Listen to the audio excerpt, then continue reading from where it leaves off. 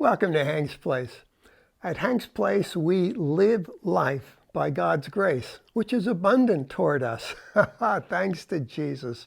So much better than trying to earn it. Wouldn't you agree? God's grace.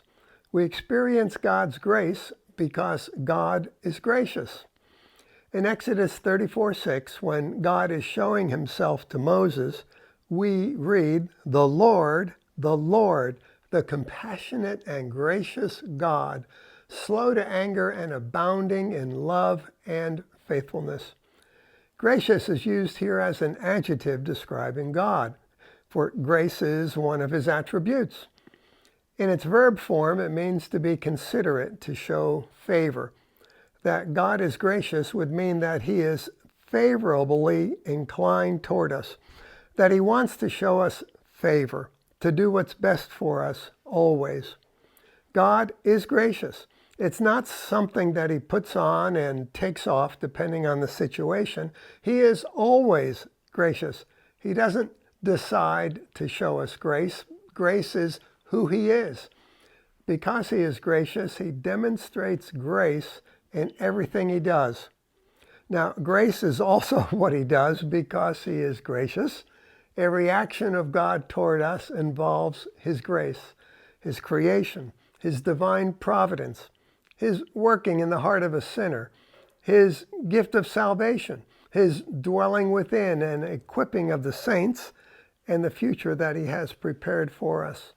All of these are due to God's grace.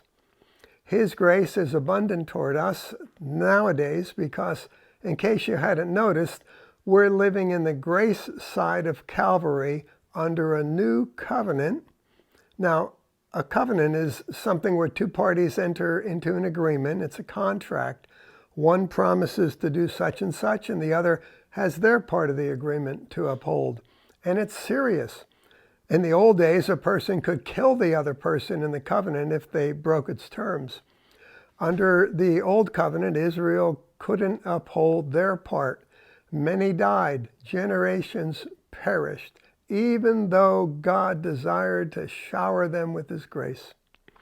Under this new covenant, though, something amazing has taken place. Jesus has identified with us. He called himself the Son of Man. He kept and eternally keeps, actually, the requirements of our part in this new covenant. It's a covenant between God and therefore cannot be broken. By faith we enter it. We enter his rest, resting from our works that are fruitless, really. This is truly amazing grace, dear friend, for it is unconditional toward us. Grace from God toward us unconditionally. We simply believe it, then receive it. Hallelujah. Today, find your rest in Jesus. He's the source of eternal salvation. Find your rest in Jesus, our eternal high priest of the good things to come. Hebrews 5:9 and 6:20. Receive his grace. Discover that rest. Start receiving those good things to come now. You'll come alive.